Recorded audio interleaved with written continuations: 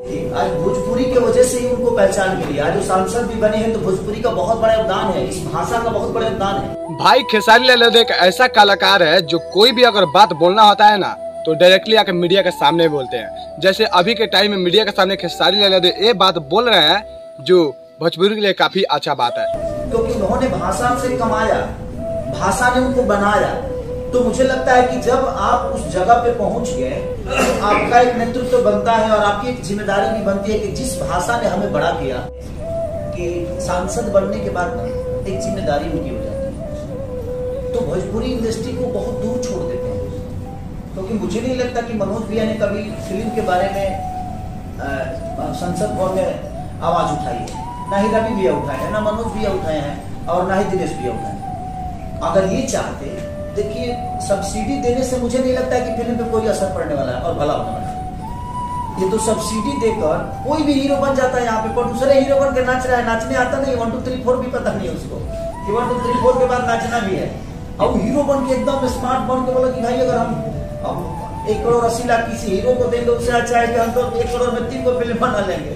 जहां तक रही संसद हमारे भाइयों की बात है, तो मैं उनसे मैं रिक्वेस्ट करूंगा कि आप सब्सिडी रोक दीजिए यूपी में, आप थिएटर बढ़वा दीजिए। सरकार से अपील करके आप कम से कम 500 थिएटर लगवा दीजिए। जो बंद थिएटर है उनको खुलवा दीजिए। मैं बिहार सरकार से भी अपील करूंगा कि जो बंद थिएटर है उनको सिर्फ आप खुलवा दीजिए, हमें कोई रेमुनेशन मत दीजिए, हमें आपका सब्सिडी चाहिए ही नहीं। उसी सब्सिडी के पैसे से आप थिएटर खुलवाइए।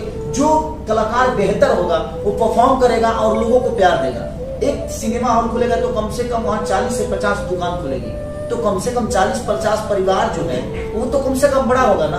तो हम बेहतर सिनेमा बनाएंगे। हमारे पास 1000 थिएटर होगा तो 1000 थिएटर के लिए हम सिनेमा बनाएंगे ना, हम टीवी रिमोट पे नहीं आएंगे।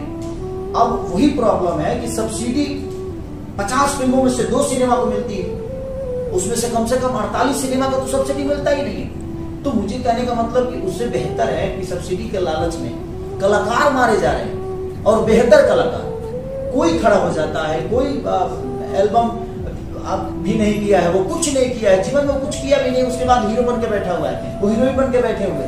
तो मेरे कहने का मतलब कि मैं सरकार से भी और अपने तीनों सांसद भाई से यही अपील करूंगा कि प्लीज आप लोग सब्सिडी का चिंता मत करिए, आप हमें थिएटर दे दीजिए, हमें जगह दे दीजिए, हम बेहतर सामान बचाएंगे तो हमारे सामान को खरीदने दुनिया आएगी।